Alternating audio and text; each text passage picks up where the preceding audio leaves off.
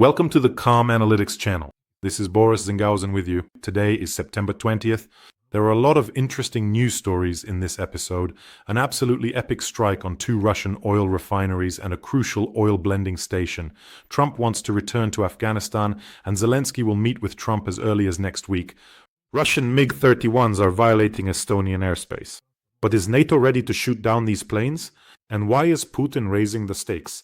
Lukashenko has decided to dump nuclear waste on Lithuania and about the 19th package of sanctions. And Ukraine has begun counteroffensive actions in the Pokrovsk direction. We'll talk about this and much more in today's episode. There's a lot of interesting stuff ahead. So if you're new to this channel, make sure to subscribe so you don't miss future episodes. Lately, as usual, we start with Magyar's sanctions. An epic moment, the strike on the Russian oil refinery in Saratov. This refinery accounts for about 3% of Russia's total oil processing volume. That's more than 7 million tons per year, and it's 600 kilometers from the Ukrainian border, so it's quite a distance. Explosions, a massive fire. Well, here's the video. The refinery of the century. In short, they're really smashing something up over there. The Novokuibyshev refinery near Samara also got hit again. It also processes about 3% of the total volume. And this plant is already 1,000 kilometers from the Ukrainian border. But that's not all. The cherry on top, or rather the watermelon, I'd say. A mainline transport infrastructure facility, the Samara Linear Production Dispatch Station, also received a visit from Ukrainian drones today. This is the station where high and low sulfur oil is mixed. So after this process, you get that very Russian grade of oil, Urals. And at this station, up to 50% of the total export volume of Urals oil was mixed. What's the point? Oil from different fields and different pipelines is mixed together, and that's how this Russian grade is produced. An important facility. Extremely important. Oil from the Urals and the Volga region is blended with light West Siberian oil. Well, I'm reading the website of this LPDS, this Samara station. Everything looks great. Like arteries leading to the heart, pipelines carrying oil from Western Siberia, Tatarstan, Orenburg, Samara, and Kazakhstan all converge here. So just imagine how significant this hub is. And from here, the oil flows to refineries and beyond, further and further. And right here, the main pipelines of the Druzhba system also begin. So I think this isn't the first and won't be the last time this station encounters our drones. And they also write on their website that they have the largest tank farm. That's true. I checked on a satellite image. I counted about 100 tanks. So there's plenty of room for Ukrainian drones to operate. And here is the result. In 1 week, 29 tankers were loaded in Russian ports, whereas the previous week there were 38. So exports are dropping significantly, and the average daily maritime export has fallen by almost a quarter, by 23%. Because of this, Russia has lost out on $400 million in revenue. Now, I would like to ask Joseph Biden a question. What was his administration guided by when it very insistently recommended that we not strike Russian oil refineries precisely during his term? I remember a statement from the Pentagon that was almost in the form of an ultimatum. Was the whole world protecting Russian oil refineries? And what about now? And now, here they are, flying small but proud Ukrainian drones. Well, I think maybe some American journalist will take the opportunity to ask Biden this question. And just for contrast and to understand how each side fights, Ukraine strikes oil refineries and oil blending stations, while today Russia launched a massive attack on several cities. Dnipro and Pavlograd suffered the most. One of the missiles in Dnipro hit a high-rise building, a direct hit. And just so you understand, this missile had a cluster warhead. In Dnipro, 13 people were injured and 1 person was killed. My condolences to those who lost loved ones, and I wish a speedy recovery to those who were wounded. Today, Russia launched 40 missiles and 580 drones at Ukraine. Well, there you have it. And Donald Trump says, yeah, we need more. I'm still not sure. What about the sanctions? We'll think about it some more. There you go. This is exactly the result of all that thinking. Let me remind you, friends, we have an important fundraiser and we're almost done with it.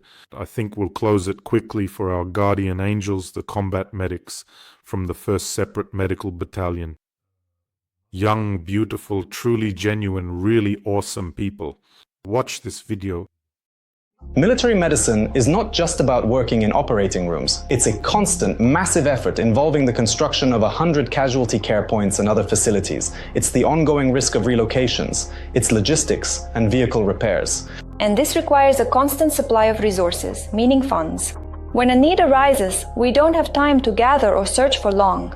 The work has to be done quickly. Together with Boris Tizengauzen's channel, we are launching a fundraiser for our unit's needs. We are raising 800,000 hryvnias for the battalion's needs, specifically for building materials, equipment, vehicle repairs, and consumables. This money will help us work efficiently and quickly meet our needs. We sincerely thank everyone who generously supports our vital unit. Your support truly helps save precious lives.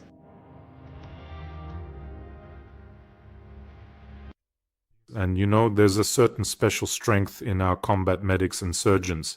So let's support them. They save lives while risking their own. We can support them, and we are doing it. And for that, I always thank you so much. The link to donate is in the description of this video and also in the comments. There's Privat, there's Mono, and PayPal for those who want to help from abroad. Here is a QR code. In case you can't find it in the description, it can happen. And in this case, let me remind you that your donation literally saves lives. Another interesting piece of news, Donald Trump has apparently decided that the US should return to Afghanistan. How else can you interpret it? The US is negotiating with Afghanistan to restore its military presence at Bagram Air Base, said US President Donald Trump. We'll see what happens with Bagram. We're negotiating with Afghanistan. It should never have been abandoned, said Donald Trump. And who was it that abandoned it? Who was it that set out on the path of leaving Afghanistan? What do you think? Regarding the idea that it shouldn't have been abandoned, let me remind you that it was Donald Trump who laid the groundwork for the withdrawal of American troops from Afghanistan. That is during his first term. And in February 2020, the Trump administration signed an agreement with the Taliban in Doha behind the back of the Afghan government. Just so you understand, they poured a huge amount of money, an enormous sum, into the Afghan government, into Afghanistan, into the Afghan army, into the Afghan police, and then, behind their backs, signed this separate agreement with the Taliban. So what was the point of all that? This is what happens when there's a craving for a deal, a thirst for some quick agreement. So Trump laid the groundwork for the withdrawal of American troops. I'm not going to get into the question of what they were even doing there right now. And just like that, the Soviet troops were fulfilling their international duty. What did the Soviet Union owe Afghanistan? Can someone remind me? So in April of 2021, Biden announced that the US would withdraw from Afghanistan unconditionally, regardless of the Taliban's actions, and set the deadline for September 11th, 2021, the 20th anniversary of the terrorist attacks. Well, and then they postponed it. As a result, there was a rapid takeover of the country by the Taliban and an evacuation from Kabul, including the abandonment of the Bagram base. Really, it's quite astonishing. An incredible story, the US and Afghanistan. The American military began their campaign against the Taliban in October 2001. The reason was that, according to the Americans, the Taliban were harboring Osama bin Laden and other members of Al-Qaeda.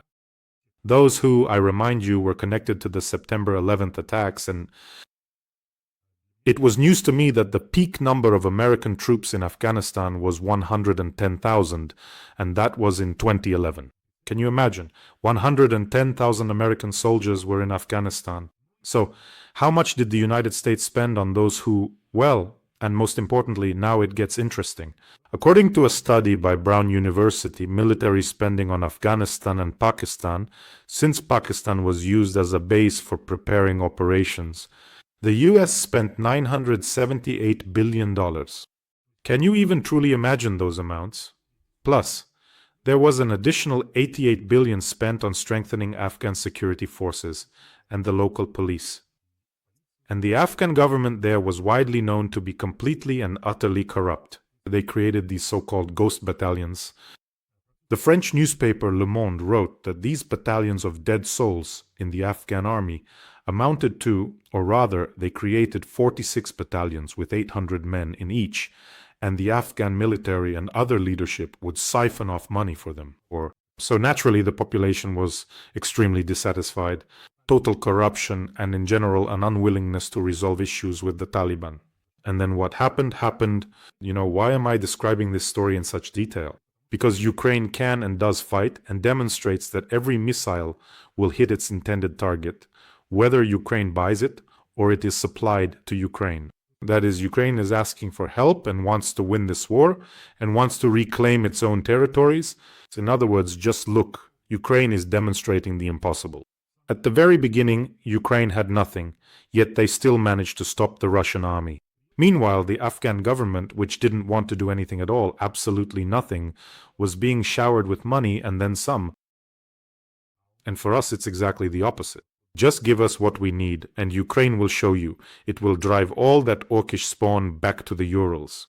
Maybe our partners are just afraid that with proper equipment, with that kind of support in the hundreds of billions, Ukraine will simply sweep away the 1.5-meter-tall Führer along with his Kremlin. Then there will be no one left to make a deal with. Don't worry. Ukraine will annex Russia, write it into its constitution, and then you'll be making deals with Ukraine. Although we don't want anything that isn't ours, we're not about to give up what is ours either. It's naivety and a misjudgment of the situation. When Joe Biden said, and let me remind you, Trump laid the groundwork, Biden was actually the one carrying out this blitz evacuation. Biden said that the Taliban were unlikely to take over Afghanistan. In other words, the assessments were completely false, and it's unclear what they were based on. Oh, and there's also a theory that the United States' flight from Afghanistan, essentially a defeat, strengthened Putin's belief that the US is no longer such a strong and all-powerful state, or rather not as omnipotent as it once was. Oh, now the books are going to start flying at me, Dalia. Like before, meaning Putin looked at all this and said, so that's how it is. They even left Afghanistan. Well, then I'll get started here now. That could have been one of the reasons. By the way, friends, don't forget to subscribe to this channel, because British scientists have long known that those who subscribe to calm analytics start behaving more calmly in life, react less to obnoxious people, and are less likely to be thrown off by them. So, by subscribing to the channel, you end up annoying your opponents. Ukraine is discussing coordination with Poland and Romania in order to shoot down drones in the western regions of Ukraine. Zelensky announced this. Let me remind you, this could have been done a long time ago. There was no need to wait until 20 Russian drones flew into Poland. In other words, Ukraine is offering to help shoot down drones together, those flying toward Poland or Romania, by intercepting them over our territory. For Poland and Romania, this is extremely advantageous, but from the Russian side, there are threats. If you shoot down our aerial targets, that means war. That's why, until now, both missiles and drones have entered the airspace of Poland and Romania, and no one touched them, no one shot them down. In other words, they knew that these missiles would either fly along the border, or, as in one case, a missile flew 40 kilometers deep into Poland and then exited somewhere in the rear, and would strike some targets in Ukraine. It was very cynical, but they didn't shoot them down. They didn't want to do it over their own territory. And then, when a precedent occurred, when Russian aerial targets were actually shot down and they scrambled their own aircraft, they began to discuss the concept of jointly shooting them down over the western regions. Plus, some other very unpleasant issues for Poland and NATO as a whole came to light. It turned out that no one was prepared for these drones to enter their airspace or for the need to shoot them down. They were shooting them down with missiles costing several million each, and the percentage of drones shot down in Poland was very, very low. And then the main question arose, what kind of war has the North Atlantic Alliance been preparing for all this time? And what kind of war are they still preparing for? So, these billions, what are they being spent on if they can't even shoot down drones? Basically, Ukraine will teach everyone how to shoot down Russian drones, but you should also help Ukraine. That's the key message. Everything Ukraine shoots down won't reach you. It's a win-win situation, a victory for both sides. Even better, send Ukraine what it needs to wipe out Russian drone manufacturing plants. As the saying goes, no hands, no jam, no drones, no attacks. So this would be a very sound strategy. And I hope they listen. And now a bit about another culprit behind these treacherous attacks on his neighbors, Lukashenko. The mustachioed Chips has found himself in a very difficult situation after the closure of the Polish border. In other words, through their mischief, he and Putin have created a problem for their master in the East, China. China's entire foreign minister, Wang Yi, spent 3 hours talking with his Polish counterpart. No result, the border remains closed. Chinese transit is still not passing through Belarus. And you know, I think of Lukashenko and Putin as two repulsive, nasal, spiteful old men, Soviet types, who sit outside their house, making life miserable for everyone around, waving their canes, hazel sticks, dumpling forks, I don't know, potato diggers, yelling and threatening everyone. If only Stalin were here to deal with you. If Stalin came back, oh, you'd be shot. So they're two nasty pests, causing trouble for all their neighbors. Besides Lukashenko terrorizing the Polish border with imported migrants, he's also decided to mess with Lithuania. They're planning to build a nuclear waste storage facility right on the border with Lithuania. And the decision was made just recently in August. They're going to bury third and fourth class radioactive waste there. Just so you understand, they're planning to build it only 22 kilometers from the Lithuanian border, near the Ostrovets nuclear power plant. You'd think, why can't they just live normally and trade with their neighbors? Because the path of a dictator is incompatible with normal relations with neighbors. That is, you come to power thinking, now I can do anything. I'm so powerful. I'm in my prime. The first term of your rule passes. You need to run in the next election. You start to fear that you might lose.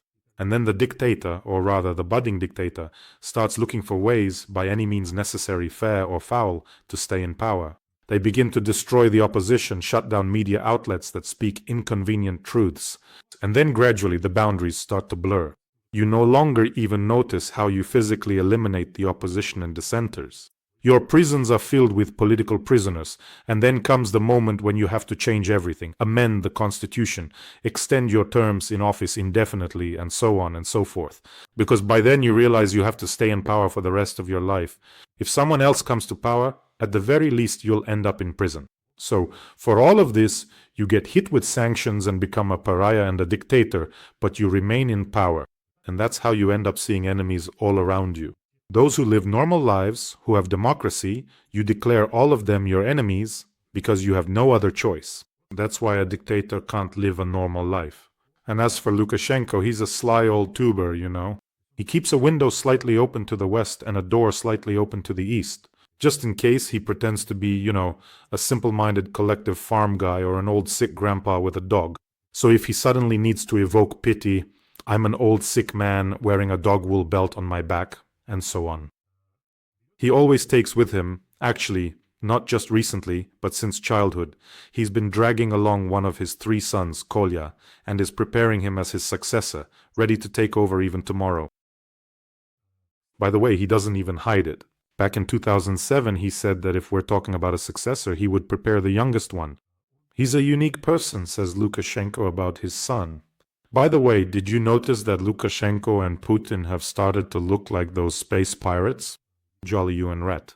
So one is small and vicious, and the other is always wearing some kind of cap from Cosmo Zoo, or wherever it was from, round-shaped.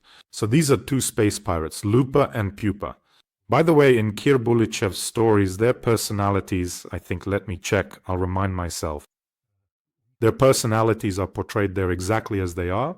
Lukashenko, or Jolly You, is cowardly, prone to betrayal, fawns over the strong, and easily betrays others. The rat when caught by justice. Well, that's Lukashenko. That's him. Tomorrow they'll arrest him, drag him on ropes to The Hague. He'll be screaming, "It was all Putin, he made me do it." That's exactly him. And the rat, who is Putin, is a vicious shapeshifter, capable of changing his appearance. So there's your explanation for all these different types of Putin's replicants. And the rat, by the way, comes from a planet where all the same vicious bastards wiped each other out in civil wars. So he arrived from the swamps. About the 19th package of sanctions. Not as powerful as the ones from the Hungarian, but still. The euro, the European Union, is banning the import of Russian liquefied gas into Europe and lowering the oil price cap to $47, according to Ursula von der Leyen, as well as imposing a complete ban on transactions with Rosneft, Gazpromneft and other companies, including Chinese ones. Another 118 ships from the Shadow Fleet are being sanctioned, bringing the total number of sanctioned vessels to about 560. And of course, there's also the blocking of a number of Russian banks and banks from third countries that are helping Russia. Well, you see, the Hungarians seem to be doing better at this, but I always say thank you to our European partners. In general, of course, they could have immediately hit the entire Russian shadow fleet all at once. And not just 100, but sanction all of them at once, and especially have a detailed and substantive conversation with the countries that provide their flags for these shadow fleet vessels. I think there are levers of influence to be found there. And next week, Volodymyr Zelensky will meet with Donald Trump. Let me remind you, the UN General Assembly will be held in New York. It will be the 80th, an anniversary session, taking place from September 23rd to 29th. And apparently, Zelensky and Trump are supposed to talk and meet there. Honestly, I don't know what Trump will say. There's Orban walking around. He's the reason I can't impose sanctions. Or how he's going to say it, I don't understand. In addition, Olena Zelenska and Melania Trump, will meet to discuss humanitarian issues and the return of Ukrainian children. It's always important to remind people that Putin, besides being a murderer and a terrorist, is also a thief and a child abductor. And this must always be remembered. And that's why he has an arrest warrant from the International Criminal Court. And then something happened here. So Putin realized that people aren't really reacting much to his drones. So he thinks, yeah, I can turn up the heat even more. And after that, 3 Russian MiG-31s violated Estonian airspace. In other words, the Kremlin has started a new stage of provocations. This happened yesterday. And for 12 minutes, Russian planes were in Estonian airspace over the Gulf of Finland. That's a lot. That's a whole lot indeed. I truly think that after that there really wasn't a tough, truly robust or strong response at all. And by the way, thanks a lot to Trump as well. Thanks, in quotation marks, who keeps saying it was an accident, that 20 drones just happened to show up. Well, let's imagine tomorrow 20 Russian drones fly to Alaska. What will Trump say then? Will he call it an accident or what? I think it was clear that Putin would continue to test the North Atlantic Alliance. Macron said that he is very, very outraged. He said, I strongly condemn this and assured that security measures will be taken. 12 minutes is a long time. This is the most significant incident in the last 20 years. And here's another similar incident. A Russian plane spent a few seconds in airspace where it wasn't supposed to be and was also shot down, let me remind you, by a NATO member, Turkey. And after that there was an outcry in the swamps and tomato sanctions were imposed. You won't get away with it. So what was the result? And that's how it is. And by the way, the Lithuanian Minister of Defense called for shooting down the Russian plane, and she also drew the Turkish analogy. That's why NATO countries need to take things seriously. And so Turkey showed how one should act. I think the Russians are going to push their luck because I have no doubt about the resolve of the Baltic countries who, unfortunately for them, are neighbors of the inadequate Russian Federation. Latvia, Lithuania, Estonia, words of support to you, and I think that if you shoot one down, Ukraine will be the loudest to applaud you. Well, and when it comes to dealing with Russian aviation and other equipment, Ukraine is the best in Europe. So once again, let me remind you, anything destroyed by Ukraine on Russian territory will never fly toward you again or violate your airspace. A unique chance for Europe to secure itself right now, for many years to come, with someone else doing the work. Everything that Ukraine doesn't shoot down or destroy now, you'll have to shoot down yourselves. That's the truth. Russia will not stop fighting. After this shameful war, Putin will need another small war even more, preferably a victorious one. Here's a simple question. Where will Putin put the products currently being made at Alabuga, where they're assembling the Shahed drones? When the war ends, they've already expanded production there. The workshop is huge. The warehouse, a gigantic terminal, the largest in Russia, has been built. Where will all these products be stored? I think it's precisely for the next war. But what if you and I together use something long range to blow up that warehouse along with Alabuga, along with those ghouls assembling the Shaheds there? That's it? No drones, no attacks. And by the way, as I've already told you, here's our traditional segment. Like priest, like parish. If you search for the Russian Orthodox Church, you're bound to find some cringe. This organization, a branch of the FSB, let me remind you, generates tons of all sorts of nonsense. Today I look it up. The Russian Orthodox Church has decided that laws protecting against domestic violence are the scariest thing that could happen to the traditional family. So, for example, a priest from Udmurtia with a straight face was telling people on TV that protection from domestic violence is evil. Their logic is simple. If you don't tolerate domestic violence, then you're killing the traditional family because it increases the divorce rate, reduces the birth rate, and so on. Did they beat you? Be patient. Don't even think about getting divorced. Can you imagine? And this is the Russian Orthodox Church for them. By the way, Patriarch Bartholomew, the ecumenical patriarch, called the Russian Orthodox Church an instrument of the state and a church that has discredited itself for supporting the war. I actually think it's high time, well, it's long overdue, to send back those tentacles, that filth that has crawled out of Russia into different countries under all sorts of pretexts, back to where it came from. Do you want to pray right now? There you go, please. They're even creating an Orthodox messenger app called Zosima. Want an electronic candle? Just light it and that's it. But those Russian Orthodox church buildings next to NATO military bases, those are definitely not what Europe needs. And now for the next news. In Kupyansk, they're currently clearing out the remaining Russians who managed to sneak in there. In the Pokrovsk direction, our troops are carrying out counteroffensive actions. That's everything you need to know about Putin's summer offensive. How he tried to convince Trump that he would succeed. I'm about to take back Donbass, and so on. He'll bash in his own bald head faster than he'll take Donbass. By the way, friends, I forgot to show you, our combat medics gave me a patch. Here it is. But that's just so that's exactly what they're like. Now I have this awesome patch. So take care of yourselves, take care of your loved ones, subscribe to this channel, and let's support our combat medics. They're really awesome. Wishing us all a peaceful day. And of course, glory to Ukraine.